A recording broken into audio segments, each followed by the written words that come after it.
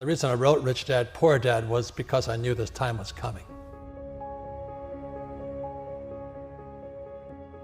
And we have, as a world, have never been here before. And so is it a spooky time? Damn yeah, it is probably the most dangerous time ever.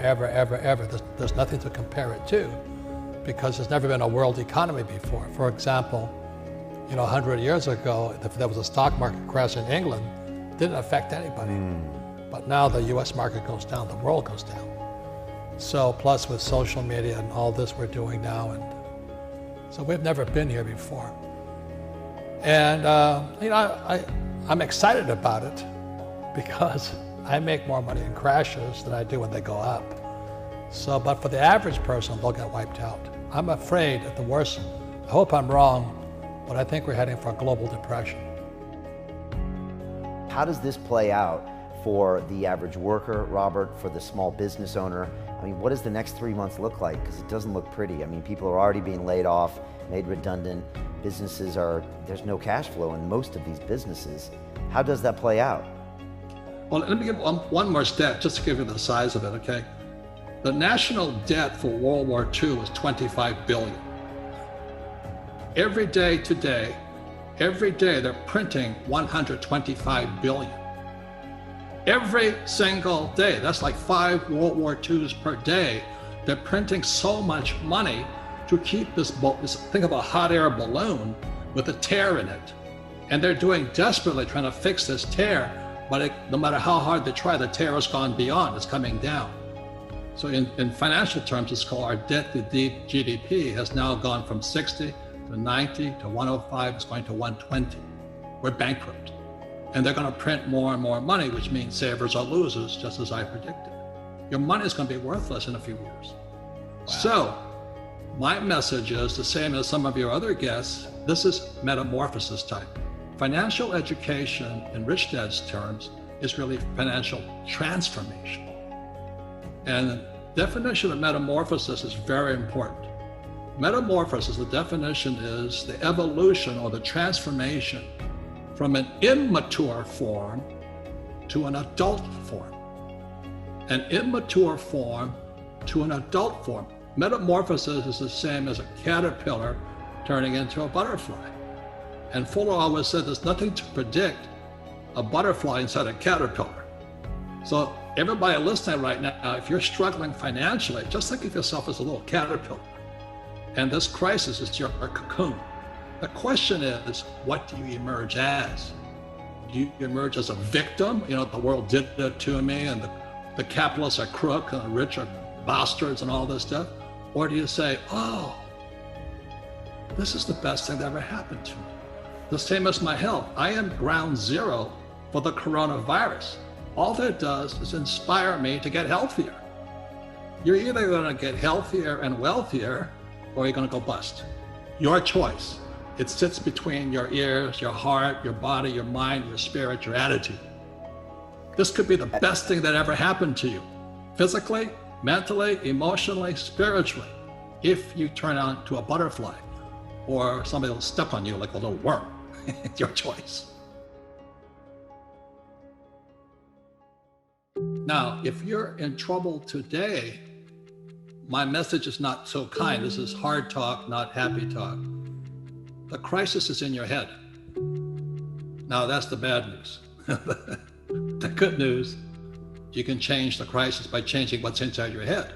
And so I hate to brag, but I'm doing extremely well financially today because as I was warning everybody, this crisis was coming. But it would be irresponsible of me to warn people of the crisis and not personally make changes myself. So right. The good news is the crisis is in your head. The bad news is in your head. The most important thing you can have right now is not job security, but meaningful work. So you and I don't need the money, but our work is meaningful. And it's our meaningful work that gets us through the hard times. So the good news is my company is sold out. We cannot keep up with product. The bad news is the supply chain shut down, but that's a good problem. We have tons of cash. I have gold, I have silver. And I do have challenges in the real estate market, but that's going to make me stronger. That's my only attitude I can have. Otherwise, I just cry and say, well, the government should take care of me. I need a bailout. I need a stimulus. So what can I do? I'm one of them. What do I do? Does it go back to employee, self-employed business owner, investor? Like, go find a business, go start a business, go reposition yourself career-wise? You know, is there a 1, 2, 3 step process on what I can do to be prepared for it? I have a friend in Panama.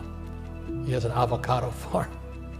So he's sitting in Panama growing avocados. He says, because people have to eat. Another friend of mine is growing blueberries.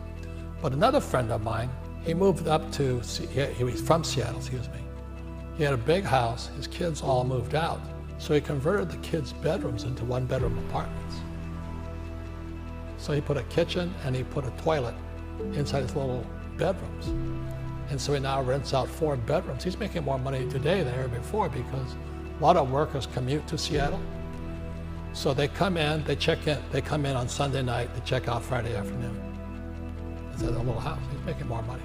So the point is, everybody can do something, but you got to figure out what you can do.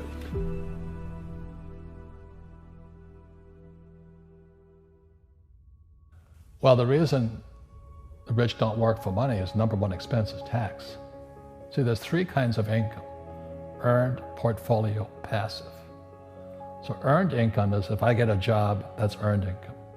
If I'm a doctor or a programmer, that's earned income because I'm working for it. If I buy, let's say, Apple for $10 and I sell it for 20, that's portfolio income, capital gains. Yeah. But passive income, which is cash flow, is never taxed. So it's not, and so these guys are screaming right now in America, tax the rich. I said, good luck. Because most of the guys complaining, they don't know there's 3 kinds of income. And the rich don't have jobs anyway. They have assets. And so the average schmo out there, poor guy, you know, sent the kid to school, they don't learn this.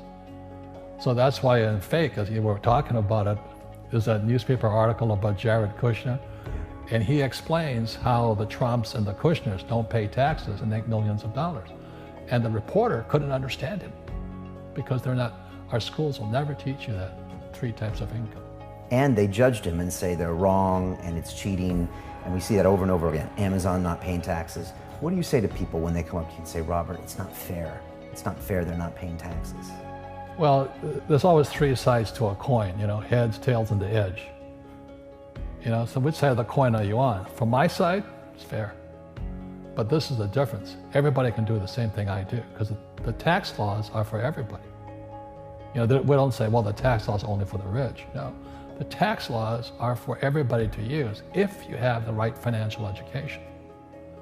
And the reason I'm an advocate of financial education, without that education, you'll have to pay taxes. You see, very few people will buy what I do, make $1 million and pay 0 tax. That takes, and my rich dad taught me that playing Monopoly. That's how it started, you know, 4 greenhouses, 1 red hotel. Or the McDonald's formula, I write about it here. McDonald's, Ray Kroc. Yeah. McDonald's is in the real estate business. So they sell hamburgers, but they buy real estate, so they pay no taxes. You know, this guy Bezos, well, he's $16 billion. How much tax did they pay on that $16 billion? 0. And that's all legal. Anyone can do it. Everybody can do but it. Most people lack the education. Correct. So Jared learned about money when he was a kid by watching his father, by watching these people invest in real estate, and said, wow, not only do you get to make the money, you get to keep the money. That's a big problem a lot of people don't understand. They, look how much money I made, but how much did you keep? Because that could be half. How much tax did you pay? Right, what tax did you pay? And so you always say, this is the law. The law is true for every citizen. You can do it, but most people just don't do it. Sometimes, like you said, they don't have the education, because you need to have a plan if you're gonna go do risky things. Well, it's not risky. I mean, to me, what's risky is having a job and paying taxes and saving money because they're printing it. You know, that's the worst thing of all. And that's why there's fake money, fake teachers, because the teachers will never, they don't know it. Right. And fake assets, because Wall Street or the City of London or Lehman Brothers or Goldman and all, they're not going to tell you this.